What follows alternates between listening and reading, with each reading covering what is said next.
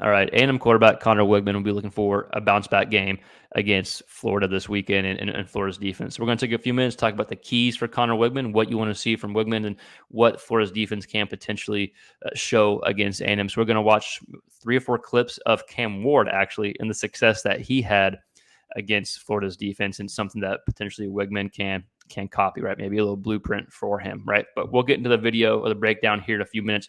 Let's talk about Florida's defense first. What can they potentially do to slow down Connor Weigman to stop A&M's offense, who didn't show really anything against Notre Dame, right? So if I'm Florida's defense, I want to mimic Notre Dame's defense in that performance. Notre Dame's defense kept everything in front. Notre Dame's defense was doing a good job disguising one thing pre-snap and doing something different post-snap. They did a good job mixing up when they were blitzing and when they were going to drop 7 or 8. I think they just did a good job confusing Weigman on what they were going to do. The game was just, if you watch the game and go back and watch the highlights if you haven't, the game looked like it was just moving really fast. They only blitzed, 36% of Weigman's pass play. So about 64% of the time, they're dropping 7 or 8 guys. But 34% blitzing is just enough to keep the offense kind of on their toes and having to be aware of a blitz. I think they did a good job confusing the offense, right? So if you're Florida's defense, what are you looking to do against Weigman? Well, probably doing the exact same thing Notre Dame's defense did. Keep everything in front, do some disguise schemes and some disguise coverages pre-snap, and do something totally different post-snap, right? I don't have any clips of Florida's defense that we're going to watch. We do. We're going to watch Cam Ward. But let's go ahead and talk about Weigman, though. My big theme for Weigman, I got 2.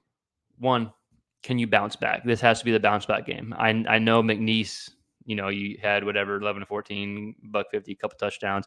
But that's McNeese. Right? This is totally different. I know Florida's defense isn't anything to write home about per se, and I know Florida's. If you follow Florida, which if you're an A&M fan, I'm sure you keep up with SEC. Florida's program is kind of in a mess right now, if you will. But still, Florida's defense is going to be much more challenging than McNeese's defense. So can you bounce back? Can you bounce back in this game? It's great that you got your confidence back against McNeese if you're Weigman, but you're going to the Swamp, and if Florida plays Lagway, or I know as of now Napier said they're playing both, I believe. But if Lagway kind of gets some rhythm, that place could get popping, and they could give them something to be excited about, right? So 1, can you bounce back? You have to in this game. And then 2, can you copy Cam Ward, right? Like I'm not saying you're as good as a quarterback by any means, but if I'm Weigman, I just want to copy what he did. He had a blueprint for success against Florida's defense, and we're going to watch, I think, 3 or 4 clips of Cam Ward here in a little bit that looked at the success he had. All right, 3 keys for Weigman against Florida's defense. Number 1, play action. I think it's a great way to get a quarterback comfortable, and he hasn't been comfortable. I'm going to kind of omit the McNeese game. That's great. But if we looked at Notre Dame, he only had 2 pass attempts using play action. So even if you can't get the run game going, which hopefully you can against Florida, but even if you can't get it going, at least early on in the game, the threat of the run will still be there. So play action can still be effective. Again, only had 2 dropbacks, 2 attempts of play action against Notre Dame. I think play action can get defenses out of position, just help a quarterback get comfortable. So I want to see some play action. We're going to look at that on film here in a second. Number 2, I want to use your legs. This is something I talked about against Notre Dame. I want to use your legs, not necessarily as a runner, although he's a better athlete maybe than given credit for, but I want to throw outside the pocket throws. I think Weigman is good at that. He has a strong arm, can throw from any arm angle. We know that.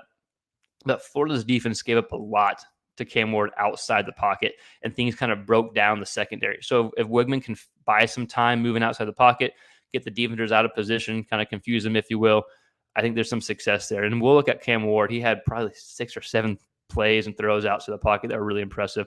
So whether it's by design or just escaping pressure, I think get outside the pocket, use your legs, throw on the run. I think that's another way to get comfortable if you're Weigman playing the Swamp. Number 3, before I go into what number 3 is, maybe you can win Deacon and Duncan, right? Maybe you can win not taking any shots downfield that they weren't able to against Notre Dame, but Notre Dame's defense is a lot better than Florida's defense. So maybe you can win Deacon and Duncan. I don't know, but with Napier's job on the line, if you're a Florida fan, you sure hope that Napier is going to be going all out to stop Weigman to win this game, right? So I think key number 3 is, man, push it downfield some. Show a vertical attack, show a vertical game. Maybe you can win Deacon Duncan, maybe not. I don't know. But I think your chances are much higher if you push the ball downfield and you have a vertical attack. Cam Ward against Florida, whenever it passes 20 yards or more downfield, he was 6 of 8 for $161 and 2 touchdowns. And we're going to notice that he attacked the middle of the field. Like downfield throws don't have to be 50-yard bombs.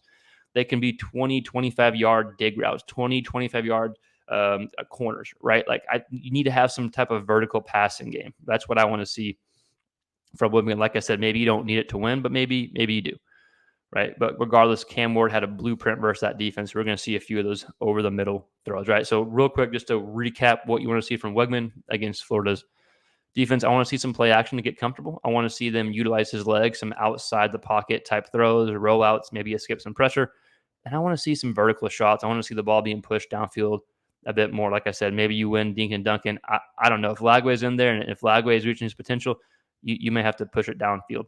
So, all right, so with that said, let's go ahead and look at just a few clips. It's going to be Cam Ward. We're going to see some over-the-middle type throws, push the ball downfield. We're going to see him rolling out, and then we're going to see just a quick play action, several other type of throws that we want to see from Weigman. So let's go ahead and watch some of the clips.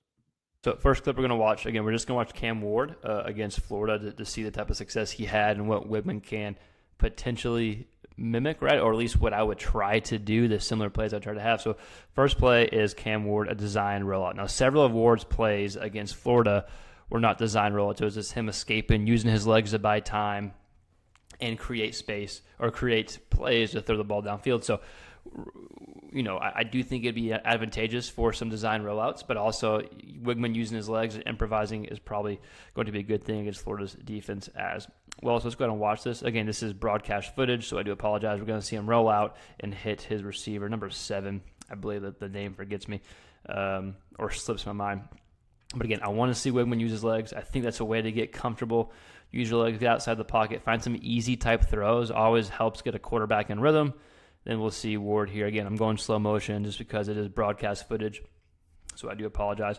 Still gets the point across here. And then we see him complete the ball to 7. These next 2 plays are going to be some kind of big boy type throws.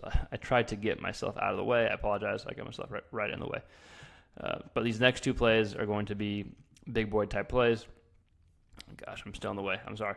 So these next 2 plays, they're pushing the ball downfield, but notice these middle of the field type throws. So I want Weigman to drop straight back and rip it downfield. Like we talked about, maybe you can beat Florida's Dinkin and Duncan. I don't know. That they kind of want you to do that. But we saw Ward take advantage and expose Florida's defense in several different ways. And one of them was pushing the ball downfield and doing it between the numbers, right? So these next 2 plays, we're going to see Ward, and I could have shown more plays like this. I just decided so too. But we're going to see Ward just dropping straight back in the pocket, push the ball downfield. If this isn't 20-plus yards or so, it's close to it. I would still categorize it, as a downfield throw. Goes through his progressions, push the ball downfield. Again, Ward can throw the ball from any arm angle, and so can Connor Weigman, right? So, like, just because you struggle doesn't mean you don't have talent anymore. Yeah, this is a 20-plus yard downfield throw, right? Middle of the field, pushing it downfield.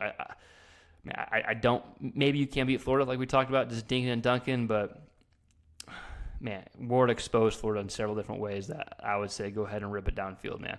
All right, another play. Now, Ward's out of the picture. He'll come back here in a second. Very similar to what we just saw, him pushing the ball downfield. We see Florida brings 5 here. Again, he's out of the picture. I apologize, but Florida brings 5. We're going to see just the holes open up here. There's a lot of space to take advantage against Florida's defense. I don't even see Ward in the picture, so I apologize. This clip sucks. I do apologize. Again, my fault. It is broadcast footage, but I should have had a better clip. But still does a good job showing the ball being pushed downfield and your receiver or catching it right here in the middle of the field. Right, again, I apologize for that bad clip. But again, this past 2 clips we saw was Ward taking advantage of Florida, push the ball downfield. And this last clip I want to watch is play action. Now, this is a quick dump off to the running back. In Florida or Miami didn't use a ton of play action. They didn't really need to. I think it could be advantageous for Weigman to do more play action, to rely more on play action, just because he's struggled, at least in Notre Dame, throwing the ball so much. And sometimes that play action can get defenders out of position, get them going one way, right? So I do think that could be a type of pass and scheme worth exploring. So we're going to see, again, Florida's bringing 5. This keeps the threat of the run, keeps the backer in, right? So right off the bat, you got 6 guys already looking at the threat of the run, maybe even 7. So that right there could take guys out of position Now, again, so Ward is going to leave the screen. Bad job by me again. But focus on the running back because that's where the ball goes to. Again, bad job by me recording this. But the ball goes to the running back. Ward dumps it off. And the running back's able to get upfield for a good play. Makes this defender miss him, right? So, again, play action, I think it can get Weigman comfortable, right? So just to kind of recap, but I want to see him use his legs. I want to see some balls thrown outside the pocket. Design throws, also improvising, I think could be good against Florida's defense. Push the ball downfield, take some shots. Maybe you can dink or dunk, I don't know. But I want to take some shots downfield, especially the middle of the field, then using play action to help you get comfortable. But Texas A&M fans, I want to hear from you. What do you want to see Weigman do? What do you think he needs to do? What are the keys for him to have success against Florida's defense? If you're a Florida fan, what do you want to see from the defense? How do you want them to stop Connor Weigman? So again, let me know your thoughts in the comments below. If you haven't subscribed, please like, share, and subscribe. We're just a big SEC quarterback hub. We talk all things SEC quarterbacks. Thanks for watching. Keep following us along. We'll see you next time. Peace.